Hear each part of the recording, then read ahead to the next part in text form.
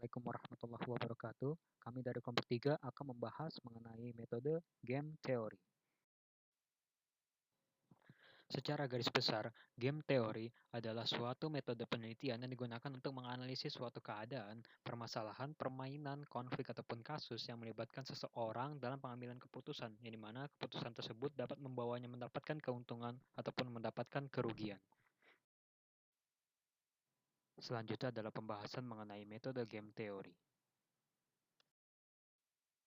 Kami gunakan untuk pembahasan mengenai metode game teori ini kami ambil dari suatu jurnal acuan dengan judul Analisis Strategi Bersaing Perusahaan BAS menggunakan teknik rantai Markov game teori dan shortest path, di mana data dari jurnal acuan tersebut akan kami modifikasi sesuai dengan kebutuhan penyusunan pembahasan materi ini. Nah, berikut merupakan data matriks payoff strategi perusahaan otobas antara persaingan perusahaan otobas DMI dengan perusahaan otobas Pahala Kencana.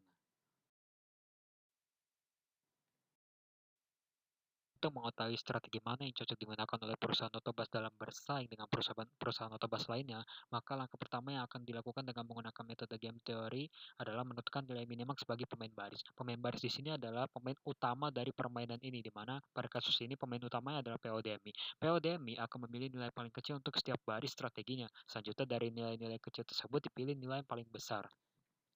Selanjutnya adalah menentukan nilai maksimin bagi pemain kolom. Nah, pemain kolom di sini adalah pesaing dari permainan dari perusahaan otobas ini, di mana pesaing di sini adalah PO Pahala Kencana. Nah, PO Pahala Kencana di sini akan memilih nilai paling besar untuk setiap kolom strateginya. Selanjutnya dari nilai-nilai besar tersebut dipilih nilai yang paling kecil.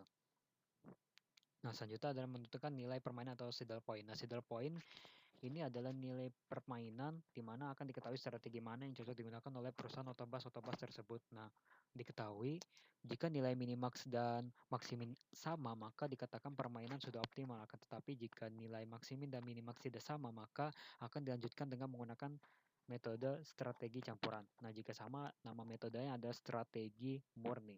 Karena pada kasus ini ketahui bahwa nilai tidak sama, maka akan dilanjutkan dengan metode akan mengeliminasi baris dan kolom yang merugikan bagi setiap pemain. Nah, untuk pemain utama, maka dia akan mengeliminasi strategi yang dianggap keuntungannya paling buruk. Nah, sedangkan untuk pemain pesaing akan mengeliminasi strategi yang memiliki tingkat kerugian yang paling buruk. Nah, di sini pada kasus ini eliminasi strateginya adalah sebagai berikut.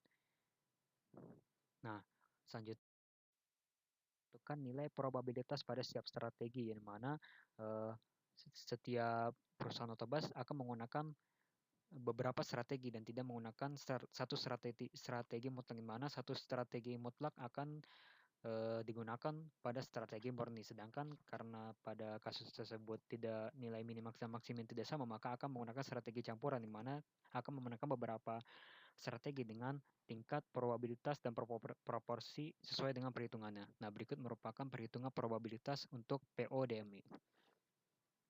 Dan berikut merupakan perhitungan nilai probabilitas pada setiap strategi untuk PO Pahala Kencana.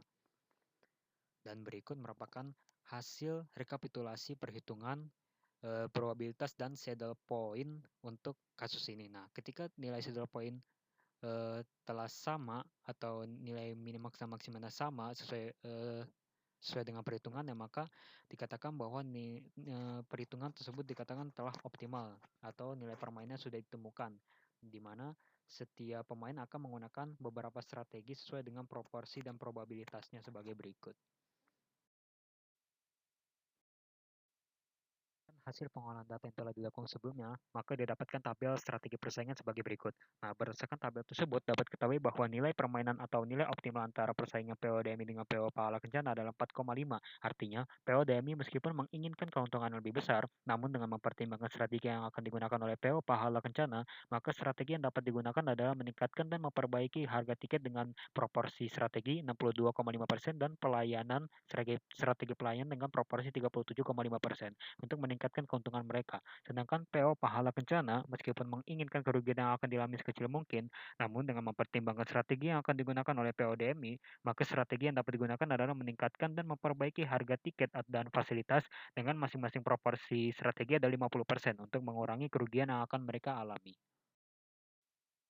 Asal metode game teori dari kami. Terima kasih. Wassalamualaikum warahmatullahi wabarakatuh.